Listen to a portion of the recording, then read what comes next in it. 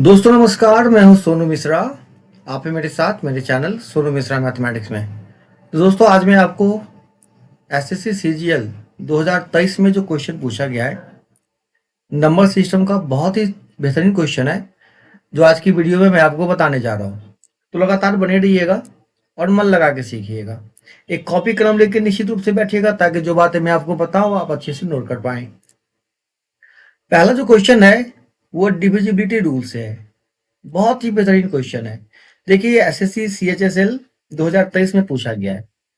देखिए क्वेश्चन क्या कहता है। कहता है यदि 10 अंकों की संख्या, ठीक है, 780x533y24 ये 88 से विभाज्य है तो x प्लस वाई का सबसे छोटा मान ज्ञात करिए।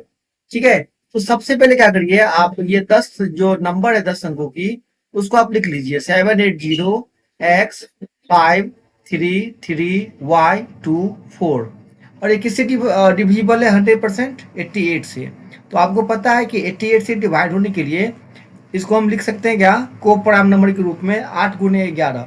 तो वो नंबर 8 से भी डिवाइड होना चाहिए और 11 से भी डिवाइड होना चाहिए। ठीक है, अब ठीक है 8 से डिवाइड होने के लिए आखिरी 3 अंक, ठीक है, 8 से डिवाइड होना चाहिए।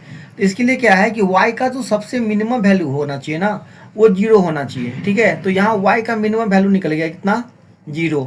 अब हमारा टारगेट है x। ठीक है, x का मिनिमम वैल्यू हमको निकालना है। अब क्या है ना कि आपको पता होना चाहिए कि कोई भी नंबर 11 से डिविजिबल होती है उसके लिए क्या शर्त है। तो आपको पता है कि 11 से डिविजिबल होने के लिए शर्त है कि जो भी विषम स्थान पे नंबर है उसको जोड़ते हैं। ठीक है, और जो सम स्थान पे है उसको जोड़ते हैं। तो साथ में 0 जोड़ते हैं, 0 के बाद 5 जोड़ते हैं, 5 के बाद 3 जोड़ते हैं, 3 के बाद 2 जोड़ते हैं, इस सबको एक साथ जोड़ते हैं। जोड़िए 7 0 7, 7 5 12, 12 3 15 और 15 2 17। ठीक है, ये हो गया विषम स्थान वाला। अब सम स्थान वाला जोड़ा जाए, कितना होगा 8 जोड़ x। ठीक है, तो 8 8 3 11। ठीक है, 11 प्लस ये y 0, तो 0 होगा। ठीक है, 11 होगा और 11 और 4 15। ठीक है, 15 प्लस x। अब आपको क्या करना है, इसका डिफरेंस या तो 0 होना चाहिए या 11 का मल्टीपल होना चाहिए। तो यहाँ पे x की वैल्यू अगर आप 2 डाल देते हैं ना तो 15 2 17। ठीक है, तो 17 में 17 गया तो 0, मतलब x की वैल्यू आप 2 डालिएगा तो ये 11 से पूर्णतः विभाजित हो जाएगा। ठीक है, तो यहाँ पे x का मान जैसे आप 2 डाल दीजिएगा, x बराबर 2। आपसे क्वेश्चन क्या पूछता है, x प्लस वाई का सबसे छोटा मान। तो x प्लस वाई का सबसे छोटा मान कितना होगा, 2 होगा। ये होगा जी आपका आंसर। ठीक है, चलिए बहुत बेहतरीन सवाल था। चलिए क्वेश्चन नंबर अगला देखिए क्या कहता है। बहुत ही लंबा चौड़ा क्वेश्चन है और आप देख पा रहे हैं ये एसएससी सीजीएल में क्वेश्चन पूछा गया है। ठीक है, एसएससी सीजीएल में देखो कितना आसान क्वेश्चन है लेकिन कितना लंबा चौड़ा क्वेश्चन होगा। देखिए कितना लंबा चौड़ा, यहाँ से यहाँ तक लाइनें लिखी हुई है क्वेश्चन की, जो कितना सिंपल तरीके से बनाते हैं। क्वेश्चन क्या कहता है कि भाग का एक प्रश्न, ध्यान से केवल क्वेश्चन को पढ़ते रहिएगा, सुनते रहिएगा, समझते रहिएगा।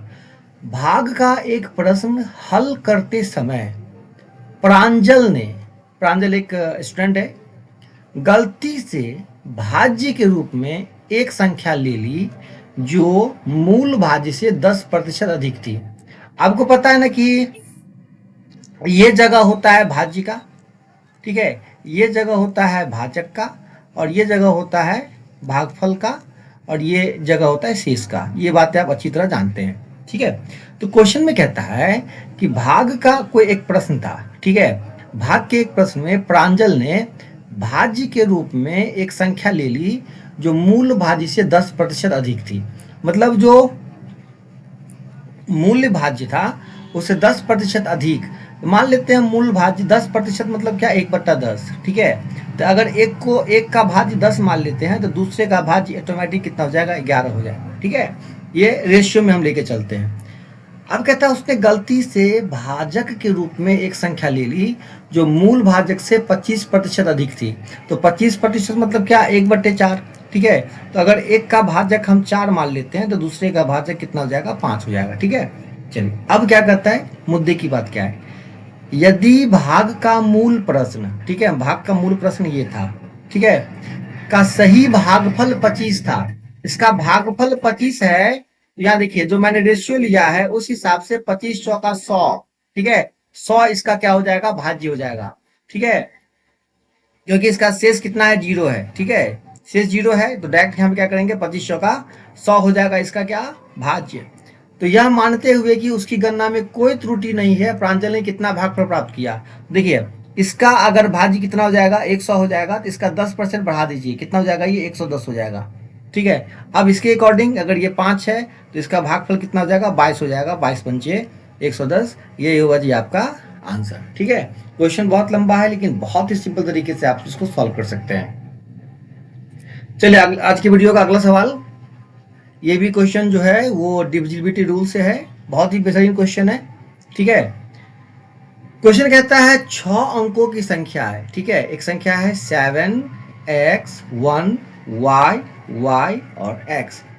ये संख्या जो है x और y के लिए 33 की गुणज है, ठीक है। ये नंबर 33 से डिवाइड हो जाता है, 33 से, ध्यान से सुनिएगा, कितना से, 33 से। तो कहता है निम्नलिखित में से कौन सा विकल्प x प्लस y का संभावित मान हो सकता है।